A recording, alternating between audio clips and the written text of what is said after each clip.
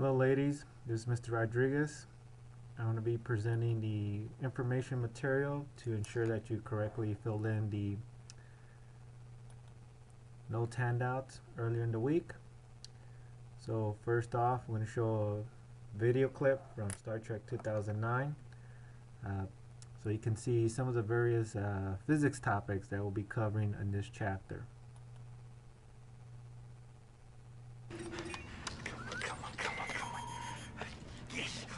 I'm set to open the door. You ready? Are you? Spock, pull the trigger. Yes, Captain.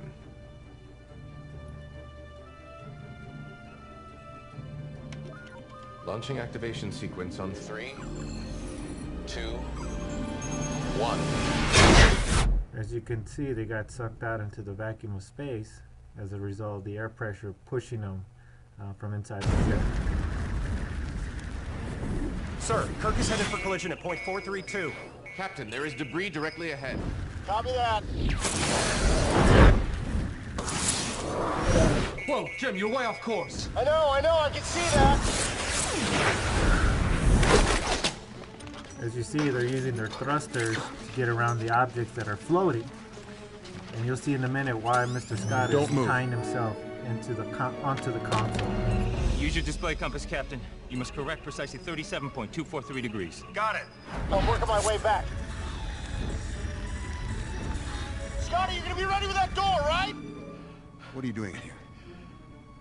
Wee bit of maintenance on the airlock console. You're big. Mr. Scott, where are you? Captain, he can't seem to hear you. I'm working on getting his signal back. Stand by. Damn it. Captain, what is it? My helmet was hit. Laura, tell me you have Mr. Scott back. Not yet. I'm still working on a signal. His communicator is working. I don't know why he isn't responding. What is that? Are you Starfleet or private security? Show me your other hand. Because you look like private security. Imminent collision detected. Khan, use evasive action. There is debris directly ahead. I see it.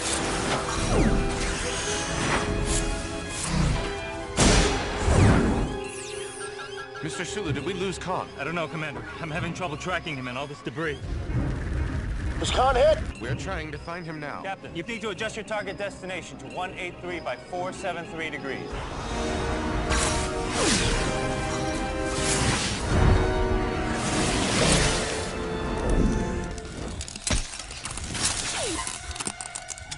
Spock, my display's dead. I'm flying blind.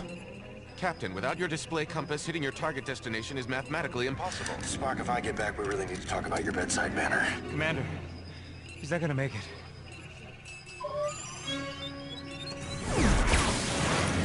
My display is still functioning. I see you, Kirk. You're 200 meters ahead of me at my 1 o'clock. Come to your left a few degrees and follow me.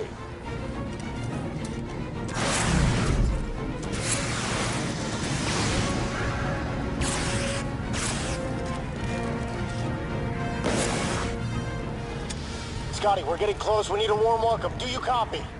Do you copy, Scotty? If you can hear us, Mr. Scott, open the door in 10, Scotty! 9, That person counting down, what is that? I think you're hearing things, mate. 7, Mr. Scott, where are you? 6, 1,800 meters. 5, 1,600 meters. Scotty, where are you? 3, Do you copy, Scotty? Please! 2. Sorry about this. No way. Mr. Scott, open the door! Open the door! Mr. Scott, now!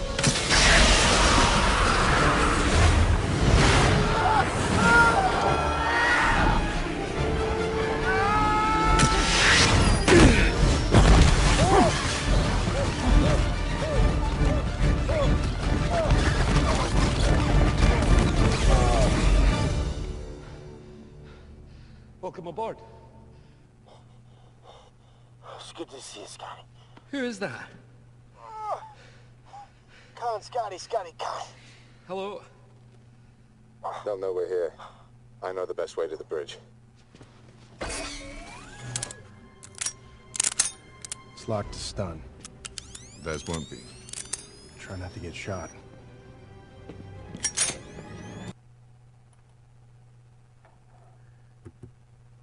So as you see, as you saw from your reading earlier in the week, and when you're filling in your handouts, the information, we're talking about first law of motion, dealing with inertia.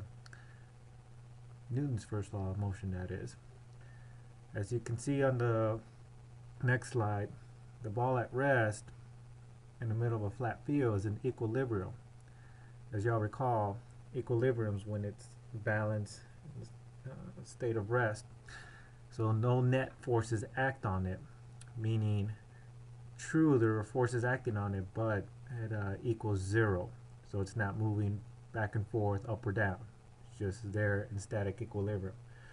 But if you saw it to begin moving, like it does down here, where they're kicking it in the air, then you look for forces that don't balance to zero. In this case, one of the soccer players is applying force on there to get the ball moving. Now we don't believe that changes in motion occur without cause. In physics nowadays, we believe that whenever forces act on an object, there's a reason for it. It's just not just for the heck of it. Aristotle, famous Greek scientist and philosopher, studied motion and divided it into two types: natural motion and violent motion. And we'll define each one in the next following slides. Natural motion, Aristotle believed, was that the object on Earth either moves straight up or straight down. That was the natural order of things. And that objects seek their natural resting places, meaning like boulders would stay on the ground, smoke would rise into the air. That was their natural resting places. Or an example like a feather floating in the air, again he believed that was a natural resting place there. As you can see, heavy things fall and very light things rise. And then circular motion was natural for the heavens, meaning the sky and space. That the stars, the sun, their motion was circular around the earth. Because remember, back then, they believed that the earth was the center of the universe.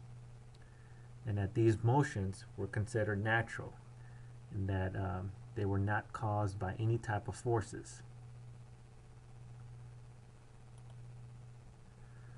And according to Aristotle, we had just talked about natural motion, so now we're discussing violent motion.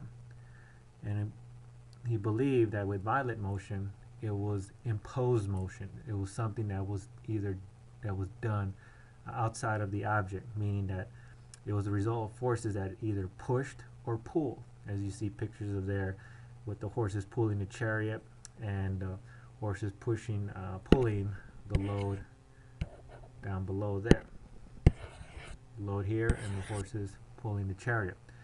The important thing about defining violent motion was that it had an external cause. There was something outside of the object causing it to move. And that objects in their natural resting places could not move by themselves. It was done by some type of violent motion, according to Aristotle. And also, it was thought nearly 2,000 years ago that a force that was responsible for an object moving was against its nature. Because remember, natural motion was that an object at rest, that was its natural state. And if it was moving, it would slow down to achieve its natural state. So any object that was moving was against its nature. The state of objects was one of rest unless they were being pushed, pulled, or moving towards their natural resting place. So again, the belief was that if you were pulling or pushing an object, or if it was moving, it was going back to its natural resting place. Remember, they believed natural motion was normal, was that was its resting place. And keep in mind that a lot of thinkers before the 1500s considered that the earth was its natural resting place, that it wasn't moving. Because again, remember, the belief was that the earth was the center of the universe. So everything revolved around the earth, that the earth was not moving. A force large enough to move the earth, was unheard of, was unthinkable.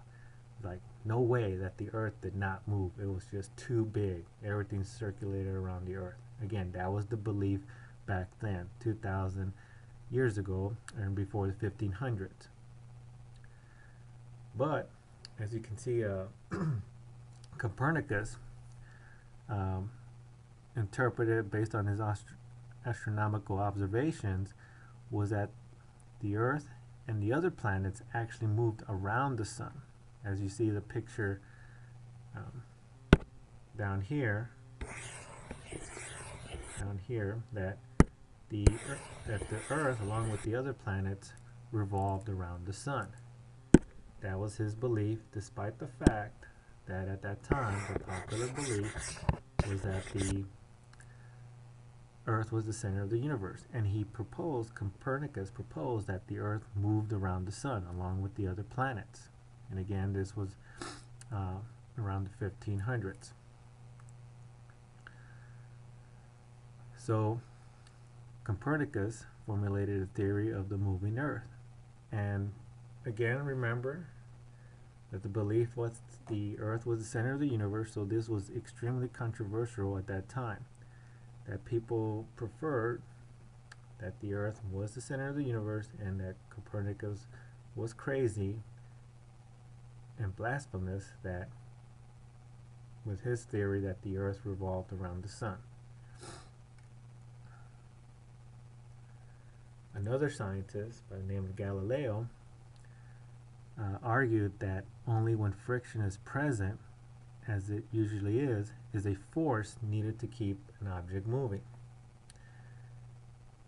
So he also later in the Renaissance period was that he supported Copernicus' theory that the Earth revolved around the sun, and one of his greatest contributions was that he demolished the notion that a force is necessary to keep an object moving.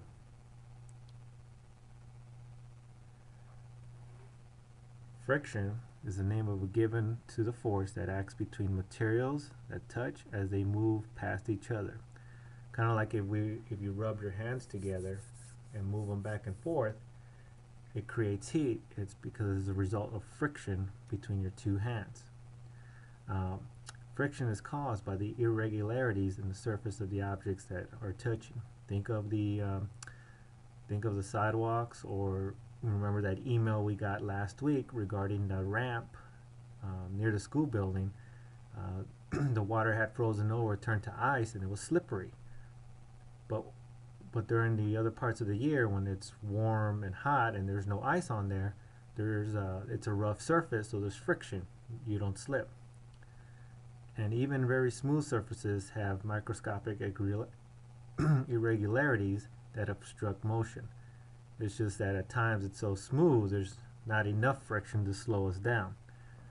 But there's still some friction there. And as you can see on the picture on the right with the gentleman on the rock, the only thing keeping him from going down is the rough nature, the rough texture of the rock. He's just standing there at an angle, not moving. So not only is his weight and gravity holding them down, but also the friction between the surface of the rock and his shoes are keeping him from sliding down the rock. Galileo tested his idea by rolling balls along plane surfaces tilted at different angles. As we all know, and we observed many times in the past, a ball rolling down an inclined plane or a ramp speeds up because gravity is acting on it. You got the weight of the ball and it's going down. Just like when we're riding in our vehicles on the road, when we go down here, what tends to happen? Or when we've ridden on roller coasters and we go down, what tends to happen? We speed up. But a ball rolling up an inclined plane, working against gravity, slows down. And of course, the ball rolling on the smooth horizontal plane usually travels at a constant speed or a constant velocity. And again, here's a graphic representation that we're all familiar with, that we all know and we take for granted. And believe it or not, before Galileo and Copernicus, people didn't realize these simple concepts. As you got again on A, it's sloping downward, so it tends to increase its speed as it's traveling down. When it goes uphill or up the ramp, up the inclined plane, the speed decreases because of gravity. And the slope, when there is no slope, at first it will maintain constant speed, but as we stated earlier, as friction acts on it, what's going to tend to happen if we don't adjust the speed? It'll tend to slow down after a while. Just like with the slope, when we're going uphill, remember we had talked about this before, when we drive uphill, we need to increase the acceleration, increase the amount of power on the car to counter the force of gravity as we go uphill. And Galileo also stated that if friction were entirely absent, a ball moving horizontally would move forever. As you can see with the fruit on the picture, you have the apple, orange, and pears with the astronauts there floating in space in the space station. It's just floating there. Once they push it, they could just apply a little tap on any of those fruit, any of that fruit that's there, and it will continue going straight in the direction they get pushed until they hit the wall of the space station. So again, if there's no friction whatsoever, and keep in mind, air, regular air that we breathe every day, actually it does apply friction on objects that are moving. But it's not just as much as like a wall or water. Again, if there's no friction whatsoever, like the vacuum of space, if a ball or object is moving horizontally in a straight line, it will continue on moving until a counterforce changes its direction.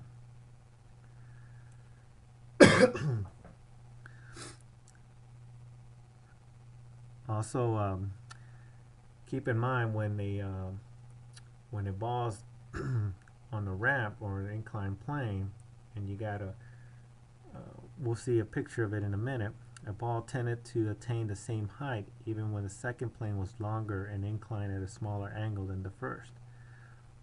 So on the other two statements, he described two inclined planes facing each other, like a half pipe that skateboarders use to compete in, or snowboarding.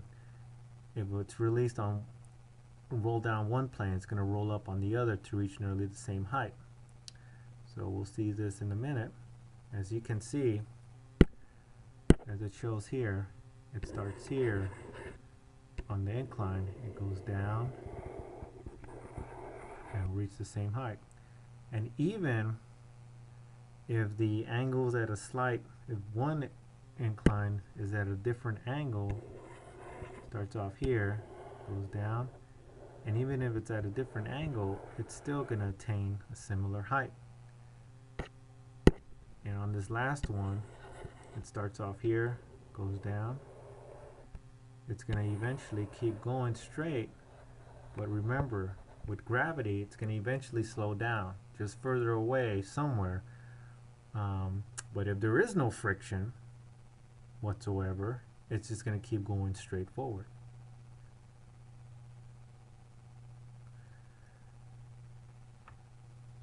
And as he indicated, if the angle of the inclined plane of the second plane were reduced to 0, meaning flat and straight, perfectly horizontal, then only friction would keep it from rolling forever.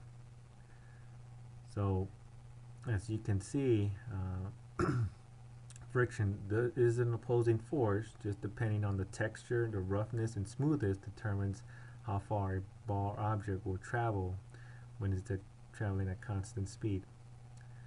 And at the time, that it was not the nature of the ball to come to rest, as Aristotle had claimed. Aristotle claimed, remember, that it was the nature of the ball to come to rest when it was moving. They blew that theory away, that really it's friction that causes it to slow down and stop when it's moving on a straight horizontal plane. Now you might be wondering, this rock here, As you saw on the next slide, there's a place in Death Valley, California, out in the desert. It's perfectly flat.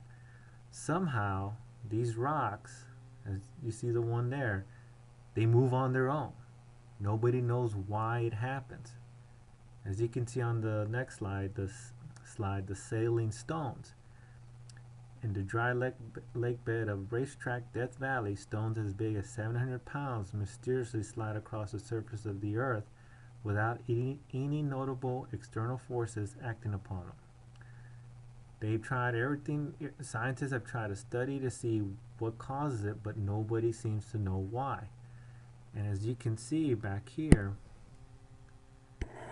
see the trail of that moving stone, moving rock, but yet, as you can see on the sides, there's no footprints. There's nothing there. Whether in front or on the side, somehow they move on their own. And to this day, nobody's figured out what's up.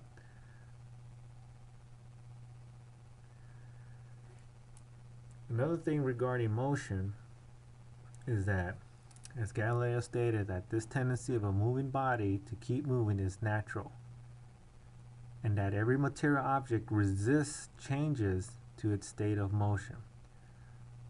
The property of a body to resist changes to its state of motion is called inertia.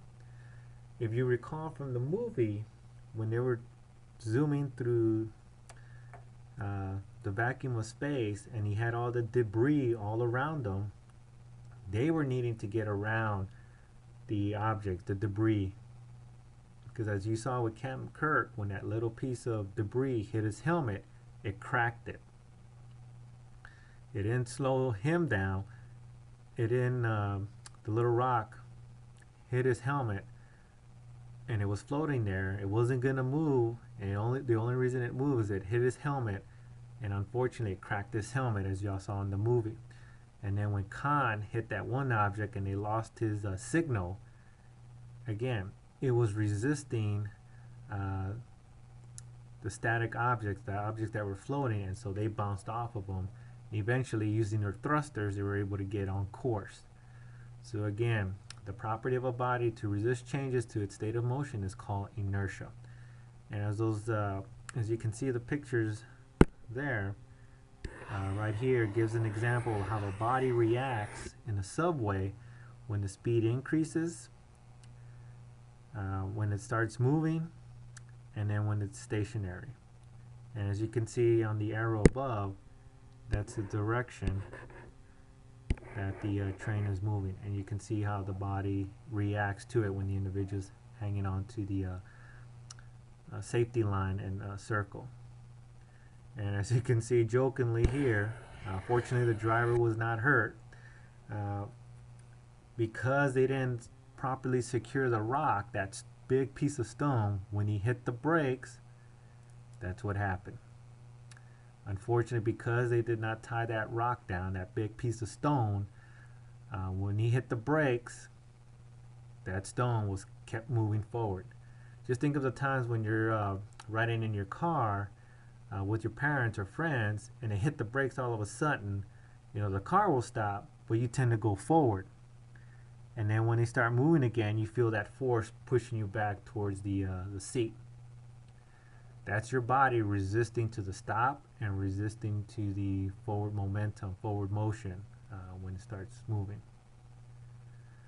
So the question was that you're needing to answer was, a ball is rolled across a countertop and rolls slowly to a stop.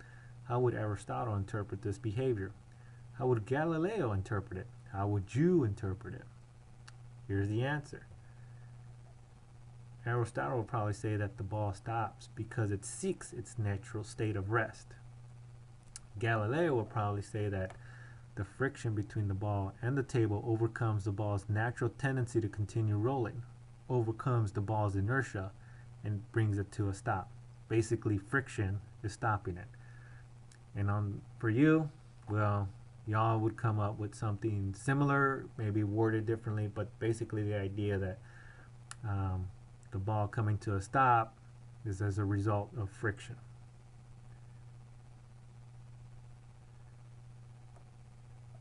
And we'll go ahead and stop here for the moment.